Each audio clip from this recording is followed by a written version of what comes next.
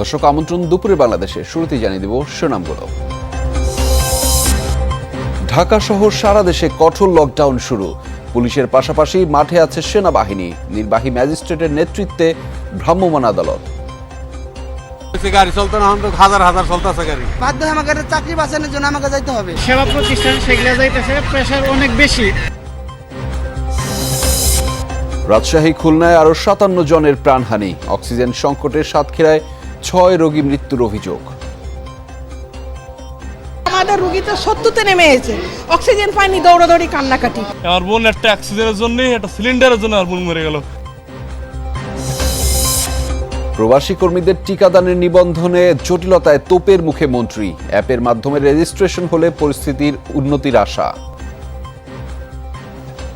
রোববার বা সোমবারে ওনারা কিন্তু প্রস্তুত করে নেবে যাতে আমরা ডাইরেক্টলি রেজিস্ট্রেশন করতে পারি। হলি আর্টিজান হামলার 5 বছর। হাইকোর্টের সিদ্ধান্তের অপেক্ষায় 7 জঙ্গির ফাঁসির আদেশ। জঙ্গিদের আর সক্ষমতা নেই বলছেন পুলিশ কর্মকর্তারা।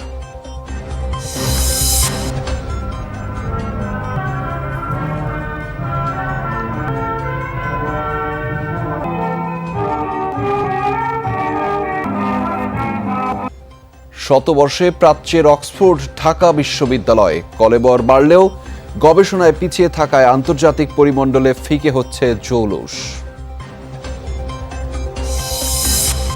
সংকটের মধ্যেই শুরু হলো নতুন অর্থ বছরের যাত্রা। স্বাস্থ্য সুরক্ষা নিশ্চিত করাই প্রধান চ্যালেঞ্জ। বাড়াতে হবে কাজের সুযোগ ও রাজস্ব আয়। ঝুলে গেল মেসির ভাগ্য। শেষ দিনেও বার্সেলোনার সাথে হয়নি চুক্তির নবায়ন। আজ থেকে ফ্রি এজেন্ট, যেতে পারবেন যে কোনো ক্লাবে।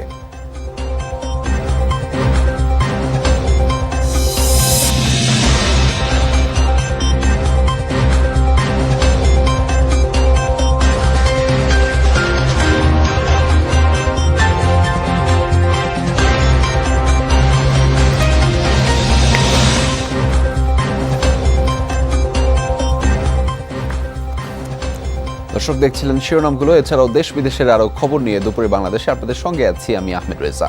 দর্শক এই মুহূর্তে মনে করিয়ে দিতে চাই, আপনারা সবাই ঘরে এবং ঘরের বাইরে সব জায়গায় কিছুক্ষণ পরপর হ্যান্ড স্যানিটাইজার দিয়ে হাত ভালোভাবে জীবাণুমুক্ত করে নেবেন।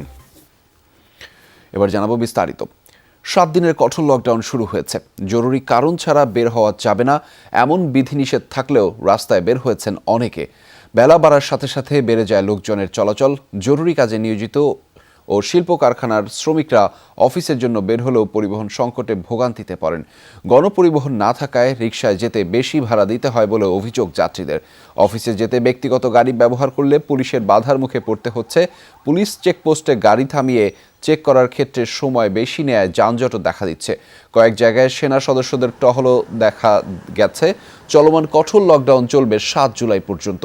বন্ধ থাকবে সরকারি ও বেসরকারি সব অফিস। পেটে আছে তো, টাকা আছে, 5টা খাবো কি এখন? আমি 4 দিন বসে আছি। হাইটে যাবো, আমাদের গাড়ি নাই, আমি তো প্রাইভেট চাকরি করি। এখন বাধ্য হয়ে আমাকে চাকরি বাঁচানোর জন্য আমাকে যাইতে হবে। 5-7 জনকে অ্যারেস্ট করছি, যারা হয়তো বাইরে আমরা ধরতেছি। সাধারণ জনগণ আমাদের এই পদক্ষেপে বেশ ভালো সাড়া দিচ্ছেন এবং অযথা খুব কম লোকজন বের হচ্ছেন। যারা বের হচ্ছেন নিতান্তই প্রয়োজনের কারণেই বের হচ্ছেন। দর্শক লকডাউনের খবর জানবো সরাসরি। আমাদের সহকর্মীরা যোগ দিচ্ছেন আমাদের সাথে। শুরুতেই যাচ্ছি সহকর্মী ভাস্কর ভাদুরীর কাছে। ভাস্কর, তিনি আছেন ধানমন্ডি। সকাল থেকে তো প্রথম দিনের লকডাউনের সার্বিক চিত্র আপনি দেখেছেন, আপনি একটু জানাবেন আমাদের কেমন ছিল? এছাড়া আইন শৃঙ্খলা রক্ষাকারী বাহিনীর তৎপরতা কেমন দেখেছেন আপনি?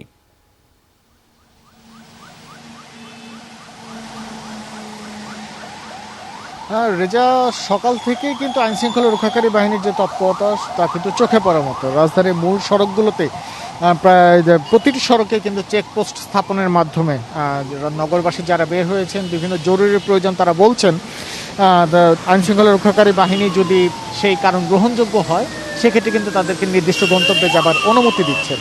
তবে এখানে একটি বিষয় রয়েছে, যতই সময় গড়াচ্ছে রাস্তায় কিন্তু ব্যক্তিগত গাড়ির যে চাপ, সেই চাপ কিন্তু বেশ বাড়ছে। এটা কিন্তু আমরা দেখতেই পাচ্ছি এবং আপনি ক্যামেরার মাধ্যমে দেখতে পাচ্ছেন যে প্রচুর সংখ্যক রিকশা কিন্তু এই মুহূর্তে কিন্তু রাজধানীর বিভিন্ন সড়কে বেশ ভালোভাবেই চলাচল করছে।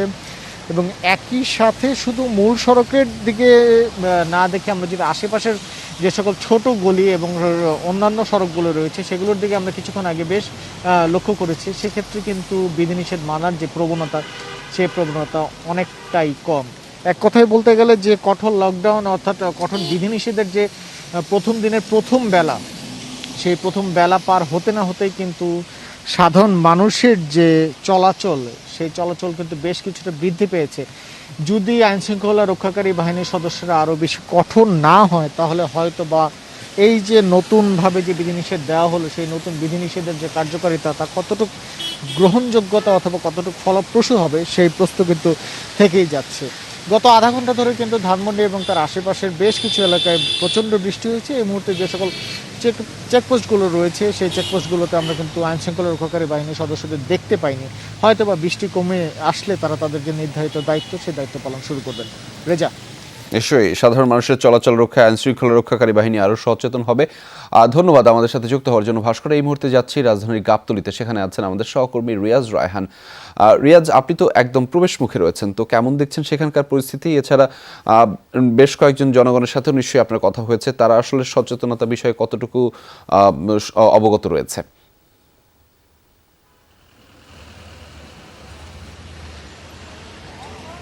রেজা, 2020 সাল অর্থাৎ গেল বছরের শুরুতে যা মার্চ 25 কি 26 তারিখে যখন প্রথমবারের মতো কঠোর বিধিনিষেধ আরোপ করা হয়, তখন যে চিত্রটি আমাদের চোখে পড়েছিল ঠিক 1 বছর 4 থেকে 5 মাস পরেও ঠিক একই চিত্র আমরা দেখতে পেয়েছি। আর মাঝখানে আসলে যতবারই কঠোর বিধিনিষেধ বা বিধিনিষেধ দেওয়া হচ্ছিল তখন অনেকটা ঢিলেঢালা ভাব ছিল, কিন্তু আজকে একেবারেই যেই উদ্দেশ্য নিয়ে করা হয়েছিল সেই উদ্দেশ্যটি অনেকটাই সফল বলে এখন পর্যন্ত মনে করছেন যারা এই কঠোর বিধিনিষেধের দায়িত্ব পালন করছেন মাঠে তারা। পাশাপাশি আমরা বেশ কয়েকটি চেকপোস্ট আমরা দেখেছি। র্যাবের একটি চেকপোস্ট ছিল, সেনাবাহিনী এবং আধা সামরিক বাহিনী বিজিবির টহল ছিল। সেসব চেকপোস্টগুলোতে আমরা যেটি দেখেছি যে কিছু কিছু মানুষ এখনও দেখা গেছে যে একেবারে অপ্রয়োজনে, অর্থাৎ আমরা এমনও পেয়েছি যারা আত্মীয়ের বাড়িতে পর্যন্ত ঘুরতে যাচ্ছেন এই সময়টিতে, সেই ধরনের মানুষও কিন্তু বেরিয়েছেন।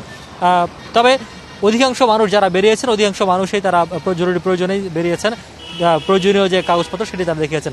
রাজধানীর যে প্রবেশ মুখে আমি যে রয়েছে এটি অত্যন্ত গুরুত্বপূর্ণ। এখানে দক্ষিণ পশ্চিমবঙ্গ এবং বলতে গেলে উত্তরবঙ্গের সবগুলো রুটের মানুষ এখানে যাতায়াত করে।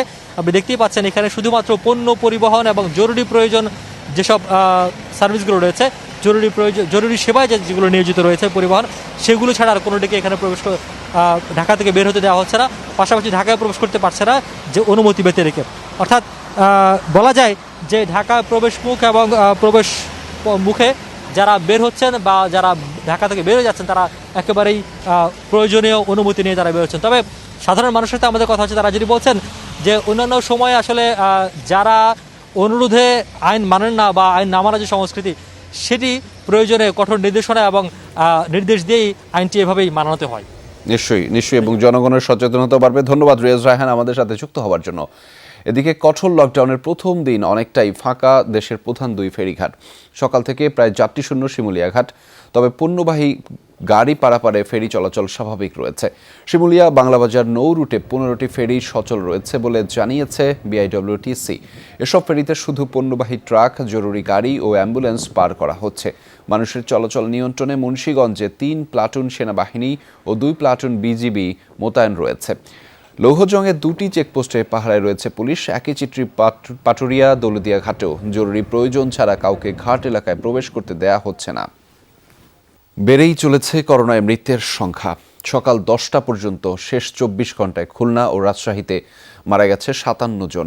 এরই মধ্যে খুলনা বিভাগে প্রাণ গেছে 35 জনের। এই বিভাগে করোনায় এটাই একদিনের সর্বোচ্চ মৃত্যু। এর মধ্যে যশোর ও কুষ্টিয়ায় 7 জন করে, সাতক্ষীরা ও ঝিনাইদহে 4 জন করে, মেহেরপুর ও নড়াইলে 3 জন করে, 2 জন চুয়াডাঙ্গায় এবং বাগেরহাটের 1 জন মারা গেছেন। করোনা ও উপসর্গ নিয়ে রাজশাহী মেডিকেলে মারা গেছেন 22 জন।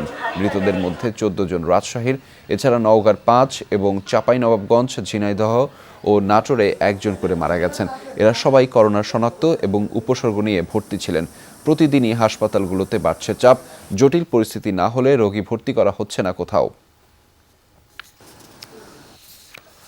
ঢাকা ও ঢাকার বাইরের করোনা পরিস্থিতি জানবো এই মুহূর্তে। আর শুরুতেই রাজধানীর কুর্মিটোলায় যাচ্ছি, সহকর্মী শরীফুল ইসলাম খান যোগ দিচ্ছেন আমাদের সাথে। শরীফ, রোগী ভর্তি, নমুনা পরীক্ষা সহ সার্বিক কুর্মিটোলা হাসপাতালের পরিস্থিতি কেমন দেখছেন আপনি?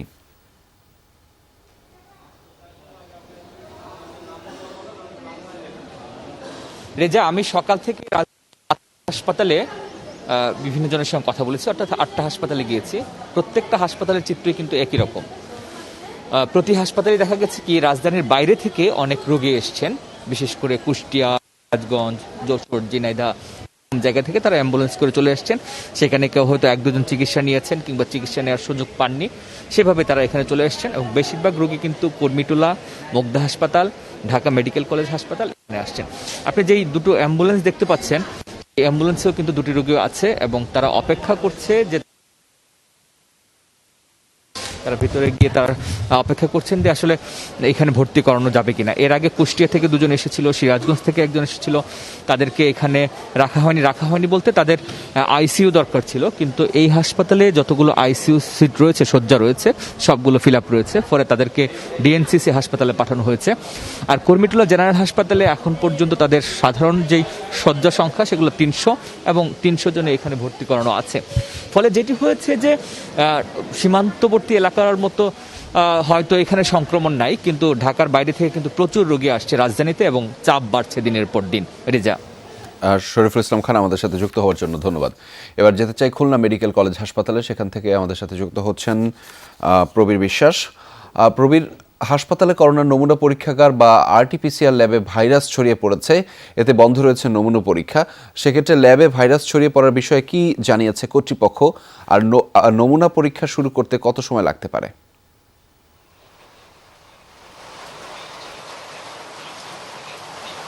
আমাদের সঙ্গে কথা হয়েছে রেজা মেডিকেল কলেজের উপাধ্যক্ষ ডক্টর মেহেদিন আওয়াজের সাথে। তিনি জানিয়েছে যে 3 দিন আপাতত বন্ধ থাকবে খুলনা মেডিকেলের আরটিপিসিআর ল্যাবটি, অর্থাৎ গতকাল সকালেই ল্যাবের ভিতরে ছড়িয়ে পড়ে জীবাণু। তারপর যখন এটি অনুভব করে যারা টেকনিশিয়ান রয়েছে, তারা তখন ঊর্ধ্বতন কর্তৃপক্ষকে জানালে তারা মন্ত্রণালয় অবহিত করেন এবং সেখান থেকে লোক এসে পরীক্ষা নিরীক্ষা করার পর গত রাত থেকে এটি বন্ধ রয়েছে। ফলে আসলে যদি এই মুহূর্তে কোনো মানুষের করোনা আছে কিনা বা নতুন রোগী ভর্তি হয় তিনি করোনায় শনাক্ত কিনা, এটি জানতে হলে পিসিআর ল্যাবের কোনো বিকল্প নেই। কিন্তু 3 দিন আগামীর এটি জানা সম্ভব হবে না বলে আমাদেরকে জানিয়েছে। তবে খুলনা জেলা প্রশাসনের দপ্তরে একটি সভা চলছে, খুলনার সিভিল সার্জন সহ ঊর্ধ্বতন মহলের যারা রয়েছে, সবার শেষে জানাতে পারবে র্যাপিড উপায়ে কোনোভাবে এটি আসলে করা যাবে কিনা।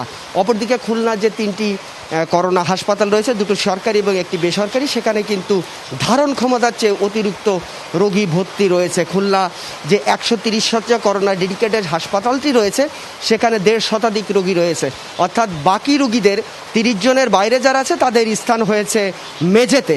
তাদের কিন্তু বড় সমস্যা বরাবরই অক্সিজেনের, কারণ সেন্ট্রাল অক্সিজেন তাদেরকে দেওয়া সম্ভব হয় না, তাদেরকে সিলিন্ডারের মাধ্যমে দিতে হয়। এটি সবসময় হাহাকার রয়েছে। সব মিলে করোনা চিকিৎসায় খুলনায় এই মুহূর্তে একটু ভিন্নভাবে যাচ্ছে, কারণ আরটিপিসিআরে সমস্ত নমুনা পরীক্ষা বন্ধ রয়েছে। রেজা, নিশ্চয়ই সে পরিস্থিতির আসলে অবসান হবে, আমরাও সেই প্রত্যাশা করি। ধন্যবাদ প্রবীর আমাদের সাথে যুক্ত হওয়ার জন্য। এদিকে অক্সিজেন সংকটে সাতক্ষীরা মেডিকেল কলেজ হাসপাতালে 6 রোগীর মৃত্যুর অভিযোগ উঠেছে। রোগীর স্বজনদের অভিযোগ, গতকাল সন্ধ্যা থেকে হঠাৎ সব রোগীর শ্বাসকষ্ট হচ্ছিল, সেন্ট্রাল অক্সিজেনের সাপোর্ট পাওয়া যাচ্ছিল না। বিষয়টি হাসপাতাল কর্তৃপক্ষকে জানানো হলেও তাদের সদুত্তর মিলছিল না। এক পর্যায়ে কর্তব্যরত নার্সরা অক্সিজেন সরবরাহ না থাকার কথা বললে আতঙ্ক ছড়িয়ে পড়ে স্বজনদের মধ্যে। একে রাত 8টার মধ্যে মারা যান বেশ কয়েকজন রোগী। তারা হলেন সদরের কুকরালী গ্রামের নাজমা খাতুন, ঈদগাছার খায়রুন্নেসা, আশা শুনির আব্দুল হামিদ ও কালীগঞ্জের আকরাম হোসেন। বাকি 2 জনের নাম ঠিকানা এখনও জানা যায়নি। এ বিষয়ে সংবাদ সংগ্রহ করতে গেলে সাংবাদিকদের বাধা দেওয়া হয়। সাতক্ষীরা মেডিকেল কলেজ হাসপাতালের তত্ত্বাবধায়ক ডক্টর কুদরতি খুদা জানান, সেন্ট্রাল অক্সিজেন লাইনে চাপ কমে গিয়েছিল। সন্ধ্যা 7টার পর অক্সিজেনের গাড়ি এসে পৌঁছলে পরিস্থিতি স্বাভাবিক হয়। মৃতের সংখ্যা নিয়ে কোনো মন্তব্য করতে রাজি হয়নি চিকিৎসকরা। সিসিইউতে ভর্তি আছে 2 নম্বর বোর্ডের রোগী। আমিও এই রোগীর পাশে ছিলাম। কর্তৃপক্ষ নার্স দিয়ে বললেন যে আমাদের এখানে এই মুহূর্তে আমাদের অক্সিজেন থাকবে না। একটা রোগী যে বাঁচাতে হবে এই ধরনের মন মানসিকতা তাদের ভিতরে আমরা লক্ষ্য করিনি, না হলে আজকে আমার বাবাকে হারাইতে হতো না। নির্মাণে প্রচলিত স্টিল বেছে নেবেন নাকি বেছে নেবেন এশিয়ার প্রথম কোয়ান্টাম ইলেকট্রিক আর্ক ফার্নেসে তৈরি বিশ্বসেরা স্টিল জিপিএইচ ইস্পাত, দৃঢ়তার প্রতিশ্রুতি। বিদেশগামী কর্মীদের টিকা পাওয়া নিয়ে জটিলতা দেখা দিয়েছে। এ নিয়ে আজ উদ্বোধনী দিনে প্রবাসীদের তোপের মুখে পড়েন প্রবাসী কল্যাণমন্ত্রী ইমরান আহমদ। সকালে কুর্মিটোলা জেনারেল হাসপাতালে বিদেশগামী কর্মীদের ফাইজারের ভ্যাকসিন প্রদান অনুষ্ঠানে যান প্রবাসী কল্যাণমন্ত্রী। আজ থেকে ছোট পরিসরে কিছু প্রবাসী কর্মীকে ট্রায়াল হিসেবে টিকা দেয়া হয়। এ সময় প্রবাসীরা অভিযোগ করেন বিএমইটি, স্মার্ট কার্ড, পাসপোর্ট, জাতীয় পরিচয়পত্র থাকা সত্ত্বেও টিকা পাচ্ছেন না অনেকে। অন্যদিকে একটি নির্দিষ্ট রিক্রুটিং এজেন্সির নতুন কর্মীকে টিকার অনুমতি দেওয়া হয়েছে। এতে বিক্ষোভ করেন দেশে এসে আটকে পড়া প্রবাসীরা। পরে প্রবাসী কল্যাণমন্ত্রী বলেন, সোমবারের মধ্যে অ্যাপের মাধ্যমে নিবন্ধন শুরু হলে জটিলতা কেটে যাবে। জনশক্তি কর্মসংস্থান ও প্রশিক্ষণ ব্যুরোর মহাপরিচালক শহীদুল আলম জানান, আগামীকাল সকাল 9টা থেকে সারা দেশের 54টি কেন্দ্রে রেজিস্ট্রেশন করা যাবে। প্রথমে বিএমআইটিতে এবং পরে সুরক্ষা অ্যাপে করতে হবে রেজিস্ট্রেশন। নিবন্ধন ছাড়া কোনো প্রবাসী টিকা নিতে পারবে না বলেও জানান তিনি। বলতেছে কর্মীটলে দিবে, আবার বলতেছে অন্য হাসপাতালে দিবে, কিন্তু এখানে কোনো জায়গায় দেওয়া হইতেছে না। নতুন অবস্থা যাবে, তাদেরকে সবাইকে নিয়ে আসা ভিতরে ঢুকাই দিচ্ছে, কিন্তু আমরা পুরাতন, আমরা এখনো ওই রকম কোনো নিউজে দেয় না যে আপনাদেরকে দেওয়া হবে, কিন্তু আমাদেরকে না দিয়ে ওদেরকে প্রথম অবস্থায় ঢুকাই দিচ্ছে। আইসিটি মন্ত্রণালয়ে ছিলাম, ওনারা আমাদের কাছ থেকে সময় নিয়েছে যে ইনশাল্লাহ রোববার বা সোমবারে ওনারা কিন্তু প্রস্তুত করে নেবে যাতে আমরা ডাইরেক্টলি রেজিস্ট্রেশন করতে পারি। এটা ওনারা কমিটমেন্ট দিয়েছে। দর্শক, ডিএমপি মিডিয়া সেন্টারে হলি আর্টিজানের জঙ্গি হামলার 5 বছর পূর্তি উপলক্ষে ব্রিফিং করছেন কাউন্টার টেরোরিজম ইউনিটের প্রধান মোহাম্মদ আসাদুজ্জামান। সরাসরি যাচ্ছি সেখানে।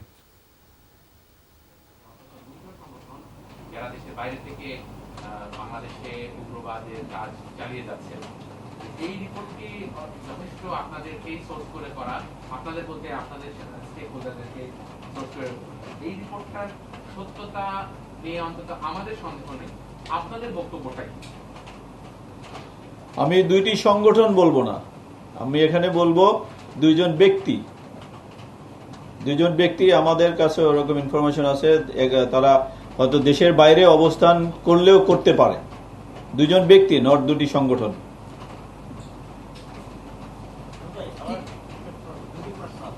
জি,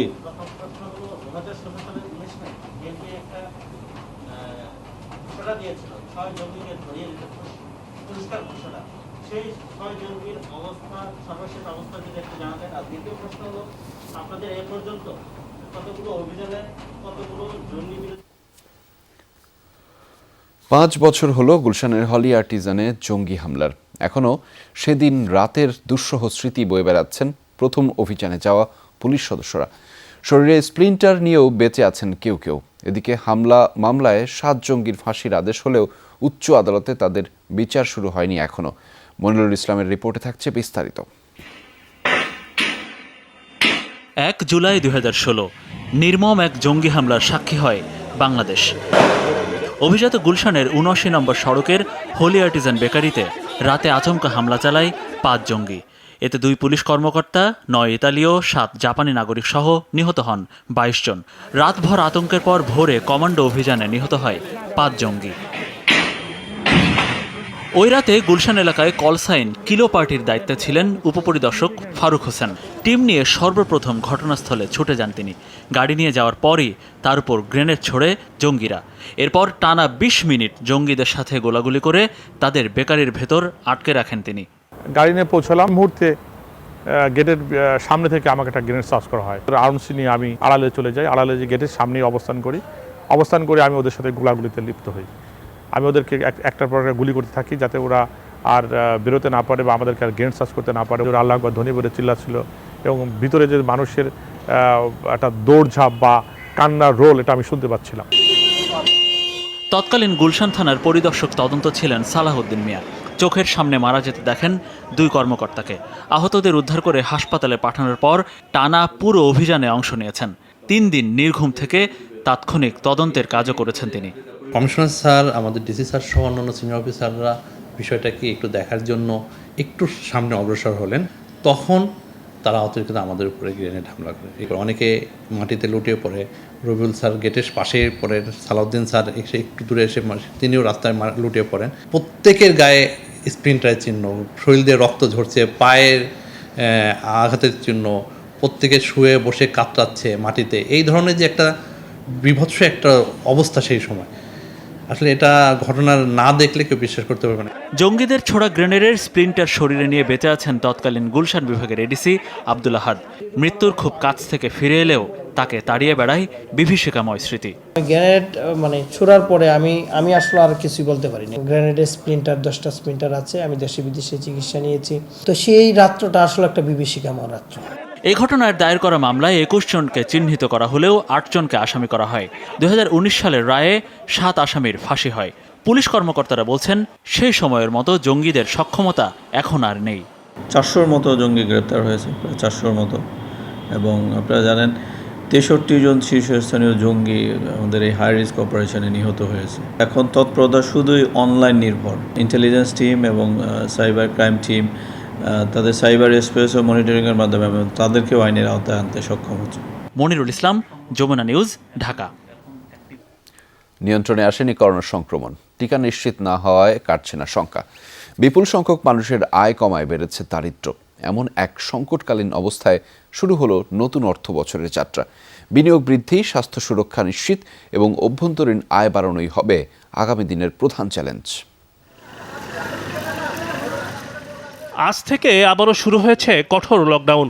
প্রায় 1.5 বছর ধরে কয়েক দফায় চলাচলে বিধিনিষেধ আরোপ করে সরকার, উদ্দেশ্য করোনা সংক্রমণ নিয়ন্ত্রণ। কিন্তু এমন নিয়ন্ত্রণে সংকুচিত হয়েছে জীবন জীবিকা, কাজ হারিয়েছে বড় সংখ্যক মানুষ। করোনাকালীন নতুন করে দরিদ্র হয়েছে 2 কোটির বেশি মানুষ। এমন অবস্থায় বিপন্ন মানুষদের সহায়তা নিশ্চিত করাই হবে নতুন অর্থ বছরের বড় চ্যালেঞ্জ। সাধারণ মানুষ যারা আছেন তাদেরকে কিন্তু একটা সহায়তার প্রয়োজন হবে। ফলে সামাজিক নিরাপত্তা কর্মসূচির পূর্ণ বাস্তবায়ন, সঠিকভাবে এটাকে যাদের প্রয়োজন তাদের কাছে পৌঁছে দেওয়া, এটা প্রথম প্রাধিকার হিসেবে আমি দেখছি। স্বাস্থ্য সুরক্ষা নিশ্চিত না করা গেলে মানুষের স্বাভাবিক জীবনযাপনের মধ্যে নিয়ে আসা কঠিন হবে। প্রতিটি মানুষের জন্য টিকা নিশ্চিত করাও জরুরি। একই সঙ্গে সংকটকালীন অবস্থায় সরকারি ব্যয়ের পূর্ণ ব্যবহারও নিশ্চিত করতে হবে।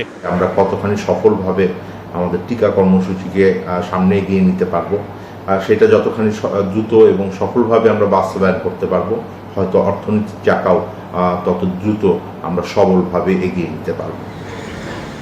উৎপাদন এবং বিনিয়োগ যাতে বাড়ে, সেই জন্য নতুন অর্থ বছরের বাজেটে নানা ক্ষেত্রে কর ছাড় দিয়েছে সরকার। তবে অভ্যন্তরীণ আয় না বাড়লে ব্যাহত হবে উন্নয়ন কর্মকাণ্ড। যেগুলো গুরুত্বপূর্ণ মেগা প্রকল্প সেগুলোকে আগে যাতে বাস্তবায়ন করা সম্ভব হয়, এবং যাতে দুর্বল প্রকল্প যেগুলো সেগুলোকে হয় কম অর্থ দান করতে হবে, অথবা দরকার হলে এগুলিকে এই পর্যায়ে হয়তো বন্ধ করে দেওয়ারও প্রয়োজন হতে পারে। বাজেটে জনগণের সম্পৃক্ততা নিশ্চিত করাও জরুরি। এক্ষেত্রে ফুটে ওঠে প্রান্তিক মানুষের আশা আকাঙ্ক্ষা। সংসদ সদস্যদের যে অংশগ্রহণ সেটা বাড়াতে হবে। এটা আমাদের দেশে প্রায় শূন্যের কোঠার দিকে চলে যাচ্ছে, কারণ বাজেট বক্তৃতা ঠিকই হয়, কিন্তু সেটা সাধারণ বক্তৃতা। বাজেটের যে প্রস্তাবগুলি সেগুলোর কোনো কারিগরি বিশ্লেষণ হয় না। চলতি অর্থ বছরের বাজেটের আকার 6,03,681 কোটি টাকা। বলা হচ্ছে করোনা নিয়ন্ত্রণে এলে গেল বছরের চেয়ে বেশি বাস্তবায়ন হবে বাজেট। রিমন রহমান, যমুনা নিউজ, ঢাকা। এখন নানা সংকটে নিম্ন আয়ের দেশ হলেও একসময় অর্থবিত্ত আর শৌর্য ছিল আফ্রিকার দেশ মালির। নানা প্রতিকূলতা আর চ্যালেঞ্জ মোকাবেলা করতে থাকা অসহায় মানুষগুলোর মুখে হাসি ফুটিয়েছে বাংলার সেনারা। প্রত্যন্ত অঞ্চলেও সুপরিচিত করেছে লাল সবুজ পতাকা। বাংলাদেশ নিয়ে ইতিবাচক ধারণা তৈরিতেও কাজ করছেন তারা। দর্শক, মালি থেকে ফিরে দেখুন আমারই একটি প্রতিবেদন। বাংলাদেশ থেকে দূরত্ব প্রায় 10,000 মাইল। সেই যুদ্ধবিধ্বস্ত মালির বুকে জ্বলজ্বল করে বাংলার পতাকা, বাংলার সুনাম।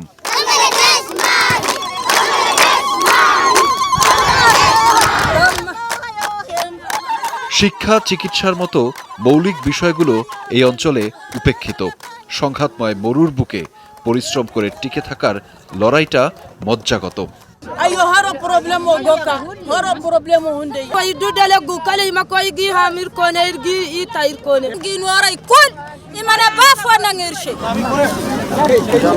বেঁচে থাকার সেই লড়াইয়ের রসদ যোগাচ্ছে বাংলার গর্বিত সেনা সদস্যরা। যাপিত জীবনের পথটা মসৃণ ও স্বাচ্ছন্দ্যময় করে তুলতে নিরন্তর প্রচেষ্টা শান্তিরক্ষীদের। মালির বুকে অর্থাৎ গাঁওয়ের এই যে একদম যে বিপজ্জনক যে এরিয়াতে আছে, যা জায়গাটি রয়েছে, সেখানেও কিন্তু তাদের যে কার্যক্রম সেটি কিন্তু প্রশংসনীয়। সেবা প্রত্যাশীর দ্বারে চিকিৎসা সেবা নিয়ে সদা প্রস্তুত টিম বাংলাদেশ। ন্যূনতম চিকিৎসা সেবা বঞ্চিত এই জনগোষ্ঠীর পাশে সদা হাসি মুখে কন্টিনজেন্টের সদস্যরা। এমনকি আহত পশুও আসছে চিকিৎসা সেবার আওতায়। এছাড়া দুর্গম প্রান্তের জনগোষ্ঠীর জন্য শিক্ষা সুবিধাও নিশ্চিত করছে সেনা সদস্যরা। আমাদের ছাড়া এখানে আসলে হেলথ অ্যান্ড হাইজিনের কোনো ফ্যাসিলিটিসই ওদের নেই। আমাদের জন্য ওরা সারাক্ষণ ওয়েট করে এবং আমরা আসার পরে ওদেরকে যতটুকু পারি আমরা সাহায্য করে যাই। আর এখানে তো মানে কাজ করার জন্য মেন চ্যালেঞ্জ হচ্ছে আপনার এই এক্সট্রিম ওয়েদার, দুর্বলতা, অরুচি, আর এখানে অত্যন্ত গরম থাকে। এই ধরনের সমস্যা নিয়ে সাধারণত নিয়ে আসে। আর আমরা কিছু কৃমির ওষুধ, অন্যান্য ভিটামিন এগুলো দিয়ে থাকি ওদের সাথে পাশাপাশি গরুগুলাকে। মালির দরিদ্র এলাকার মানুষের মধ্যে নিত্য প্রয়োজনীয় দ্রব্য ও বিনামূল্যে ওষুধ সরবরাহ করে যাচ্ছে শান্তিরক্ষীরা। আমরা বিভিন্ন ধরনের মেডিকেল ক্যাম্পেইন এবং অন্যান্য শিক্ষা সহায়ক সামগ্রী বিতরণ থেকে শুরু করে স্থানীয় জনসাধারণের যে কাজগুলোতে কমিউনিটি হেলথ বা অন্যান্য বিষয়ে উপকার হবে, এই কাজগুলো আমরা করে থাকি। কৃষিপ্রধান বাংলাদেশ মরুর বুকেও সবুজ শস্যের আচ্ছাদন ছড়িয়ে জানান দিচ্ছে লাল সবুজের সক্ষমতার কথা। স্বাধীন বাংলাদেশের সেনারা মায়া ভালোবাসায় আগলে রাখছে বিধ্বস্ত মালির স্থানীয় জনগোষ্ঠীকে। আর তাতেই বাংলাদেশ মানেই তাদের পরম আস্থা, প্রেরণা, ভরসা। আহমেদ রেজা, যমুনা নিউজ, গাঁও, মালি। শতবর্ষ পূর্ণ করল প্রাচ্যের অক্সফোর্ড খ্যাত দেশের প্রথম ও সবচেয়ে প্রাচীন বিশ্ববিদ্যালয় ঢাকা বিশ্ববিদ্যালয়। 1921 সালের 1 জুলাই আনুষ্ঠানিকভাবে যাত্রা শুরু করে ঢাকা বিশ্ববিদ্যালয়।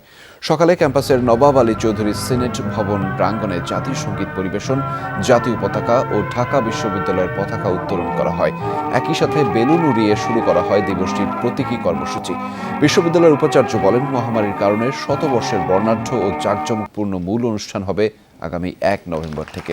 দিবসটি উপলক্ষে আজ কার্জন হল প্রাঙ্গণে একটি গাছের চারা রোপণ করা হয়। ঢাকা বিশ্ববিদ্যালয়ের সকল শিক্ষার্থী, সকল সহকর্মী, শিক্ষক, কর্মকর্তা, কর্মচারী, বিশ্ববিদ্যালয় পরিবারের সম্মানিত সদস্যবৃন্দ, অভিভাবকবৃন্দ, সকলকে এই ঐতিহ্যবাহী আমাদের প্রাণপ্রিয় বিদ্যাপীঠ ঢাকা বিশ্ববিদ্যালয়ের শতবর্ষ পূর্তির উপলক্ষে সকলকে অভিনন্দন এবং শুভেচ্ছা জ্ঞাপন করি। এই অঞ্চলে উচ্চশিক্ষার প্রসার এবং জ্ঞান চর্চায় খ্যাতি প্রাচ্যের অক্সফোর্ড হিসেবে। পাশাপাশি প্রতিটি রাজনৈতিক আন্দোলনে অগ্রণী ভূমিকা রেখেছেন বিশ্ববিদ্যালয়ের শিক্ষক শিক্ষার্থীরা। জ্ঞান চর্চায় খানিক পিছিয়ে পড়লেও দেশের সর্বক্ষেত্রে নেতৃত্বে এই বিশ্ববিদ্যালয়ের শিক্ষার্থীরাই। শাকিল হাসানের রিপোর্টে থাকছে বিস্তারিত। রাজনৈতিক অর্থনৈতিক কারণে শিক্ষায় পিছিয়ে ছিল পূর্ববঙ্গের মানুষ। ঢাকার নবাব স্যার সলিমুল্লাহ, ধনবাড়ির নবাব সৈয়দ নওয়াব আলী চৌধুরী, শেরেবাংলা একে ফজলুল হক সহ নেতৃবৃন্দ এই অঞ্চলে একটি বিশ্ববিদ্যালয় প্রতিষ্ঠার দাবি তুললে বঙ্গভঙ্গ হ্রদের ক্ষতিপূরণ হিসেবে রাজি হয় ব্রিটিশ সরকার। নাথান কমিশনের রিপোর্টের ভিত্তিতে আনুষ্ঠানিক যাত্রা 1921 সালের 1 জুলাই। 3টি অনুষদ ও 12টি বিভাগ নিয়ে শুরু করা ঢাকা বিশ্ববিদ্যালয়ের কলেবর 100 বছরে বেড়েছে বহুগুণ। নানাবিধ কারণে 1911-তে বঙ্গভঙ্গ রদ করা হয়। তাতে করে সবচেয়ে বেশি রুষ্ট হয়েছিল মুসলমান সম্প্রদায়। তারপরে অনেকটা সান্ত্বনা দেওয়ার মতো একটি পুরস্কার ঘোষিত হলো, ঢাকা বিশ্ববিদ্যালয় প্রতিষ্ঠিত হবে। শিক্ষিত জনগোষ্ঠী গড়ে আসলো, এই যে intellectual middle class in Bengal, সেটা কেউ ভাবেনি কোনোদিন। সেটা গড়ে উঠতে সঙ্গে সঙ্গেই বেঙ্গলকে তারা অন্য আলোকে, অন্য দৃষ্টিতে নিয়ে গেল। আর বিশ্ববিদ্যালয় যেখানে কোয়ালিটি গ্রাজুয়েট প্রডিউস করলো, অক্সফোর্ড অফ দি ইস্ট বলে এখন যোগ করে লোকেরা, Oxford of the east really ছিল। ঢাকা বিশ্ববিদ্যালয়ের বড় গৌরবের জায়গাটা রাজনৈতিক সাংস্কৃতিক ক্ষেত্রে। ভাষা আন্দোলন, মুক্তিযুদ্ধ, গণতন্ত্র আন্দোলনে শিক্ষক শিক্ষার্থীরাই দিয়েছেন নেতৃত্ব। এডুকেটেড জনগোষ্ঠী, উদার মানসিকতা সম্পন্ন জনগোষ্ঠী সমাজকে এগিয়ে নেওয়ার জন্য স্বকীয় বৈশিষ্ট্য নিয়ে বাঙালি চেতনার দিকে গেল। বলেছি যে শিক্ষক শিক্ষার্থী মিলে আমাদের প্রতিটি গণতান্ত্রিক সংগ্রামে শরিক ছিলেন, কিন্তু ৭৫ পর্যন্ত আমি বলতে পারি যে এই ধারা অব্যাহত ছিল। তারপর থেকে সামরিক শাসনে ধস নামলো, আর আমরা পুরনো ধারায় ফিরে যেতে পারিনি, ঐতিহ্যে ফিরতে পারিনি। একসময় ঢাকা বিশ্ববিদ্যালয়ের শিক্ষক শিক্ষার্থীরা গবেষণায় সৃষ্টি করতেন নতুন জ্ঞান। বোস কণা আবিষ্কার করে পৃথিবী জোড়া খ্যাতি লাভ করেন এই বিশ্ববিদ্যালয়ের শিক্ষক সত্যেন বোস। তারপর থেকেই গবেষণায় ধুঁকছে ঢাকা বিশ্ববিদ্যালয়। গবেষণার জন্য যে অবকাঠামোটা দরকার সেটা কিন্তু তৈরি হয়নি। একটা ফোকাস নেই ঢাকা বিশ্ববিদ্যালয়ে যে আমরা কি নিয়ে গবেষণা করব। পিএইচডি কে আকর্ষিত করার জন্য পিএইচডি ফেলোশিপ ওটা ঢাকা বিশ্ববিদ্যালয়ের নাই, এটা কিন্তু থাকা জরুরি। শতবর্ষ উদযাপনে আমাদের সবচেয়ে মৌলিক গুরুত্বারোপকৃত যে ক্ষেত্রটি সেটি হলো মৌলিক গবেষণা, প্রায়োগিক মৌলিক গবেষণা, মৌলিক গ্রন্থ রচনা, আন্তর্জাতিক মানের জার্নাল প্রকাশনা। এখনও দেশসেরা মেধাবীদের প্রত্যাশা থাকে ঢাকা বিশ্ববিদ্যালয়ে ভর্তি হওয়া।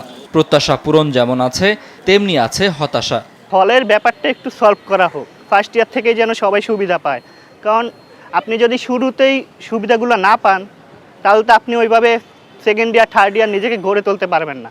চাকরির বাজার ছাড়াও বিভিন্ন খাতে ঢাকা বিশ্ববিদ্যালয় আপডেটনেস থেকে অনেক পিছিয়ে আছে। বিশ্ববিদ্যালয়ের ক্যাম্পাসের প্লাস আমার যে সাধারণ ছাত্রছাত্রী আছে তাদের যে অধিকারটা এটা আদায় করাটা শেখা। বাংলাদেশের জন্ম ও এগিয়ে চলায় সবচেয়ে বড় ভূমিকা ঢাকা বিশ্ববিদ্যালয়ের। রাজনৈতিক সাংস্কৃতিক ক্ষেত্রে গৌরবোজ্জ্বল অতীত রয়েছে ঢাকা বিশ্ববিদ্যালয়ের, যদিও সাম্প্রতিককালে তাও অনেকটা ফিকে হয়ে এসেছে।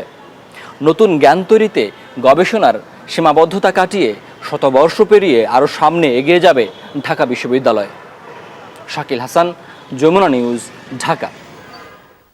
জানাবো ক্রিকেটের খবর। শুরুতেই বাংলাদেশ দলের জিম্বাবুয়ে সফর প্রসঙ্গ। জিম্বাবুয়ে পৌঁছে প্রথম দফা করোনা টেস্টে নেগেটিভ এসেছে জাতীয় দলের সকল ক্রিকেটারের। বৃহস্পতিবার বাংলাদেশ সময় বিকেল 5:30টায় অনুশীলন শুরু করবে দল। এরই মধ্যে বাংলাদেশ দলের সাথে যোগ দিয়েছেন সাকিব আল হাসান। হারারে থেকে জানাচ্ছেন আমাদের সহকর্মী হাসিনুর রহমান। বাংলাদেশ দল জিম্বাবুয়েতে পৌঁছেছে, আপনারা এটা সবাই জানেন। তবে যাত্রাপথে বাংলাদেশের আসাটা কিন্তু মোটেও সুখকর ছিল না। বিশেষ করে জোহানেসবার্গ থেকে হারারে আসার যে রুটটা ছিল, প্রায় 22 ঘন্টার লম্বা জার্নি ছিল। এখানে ফ্লাইট ভালো ছিল না এবং আসার পরে লাগেজ বিভ্রাটে পড়ে বাংলাদেশ দলের ক্রিকেটাররা। অধিকাংশ ক্রিকেটারই লাগেজ পাননি, কোনো না কোনো লাগেজ কারো খোয়া গিয়েছিল। সেটি অবশ্য আজকে পাওয়া গেছে এবং সেই নিয়ে কিন্তু বিমানবন্দরে প্রায় 2 ঘন্টা অপেক্ষা করতে হয়েছে তামিম, মুমিনুল, মুশফিকদেরকে। তো সেটা একটা ক্রিকেটারের খুবই আনহ্যাপি ছিল। তবে সুখের খবর হলো যেটা, বাংলাদেশ দলের ক্রিকেটারদের যে কোভিড টেস্টের স্যাম্পল নেওয়া হয়েছে তারা সবাই কিন্তু কোভিড নেগেটিভ এসেছেন। অর্থাৎ বাংলাদেশ দল অনুশীলন শুরু করতে পারবে একদম ফুল টিম নিয়ে বা পুরো স্কোয়াড নিয়ে। আরেকটি বিষয়, সাকিব আল হাসান এসে পৌঁছেছেন, তিনিও স্যাম্পল দিয়েছেন। সাকিব আল হাসানের রিপোর্ট নেগেটিভ আসলে তিনিও কিন্তু দলের সাথে অনুশীলন শুরু করতে পারবেন। তার অনুশীলন শুরুর পথে আর কোনো বাধা থাকবে না। জিম্বাবুয়ের সময় 1:30টায়, অর্থাৎ বাংলাদেশ সময় আরও 4 ঘন্টা অ্যাড করতে হবে। সেই সময় বাংলাদেশ দল অনুশীলন শুরু করবে। বাংলাদেশ দলের অনুশীলনের খবর সহ ট্যুরের যাবতীয় তথ্য, বাংলাদেশ দলের আপডেট সব কিছুই জানানোর চেষ্টা করব আপনাদেরকে। Hasinur Rahman, Jamuna sports, Harare, Zimbabwe. দর্শক, দুপুরে বাংলাদেশের প্রথম ঘন্টা থেকে বিদায় নিচ্ছি।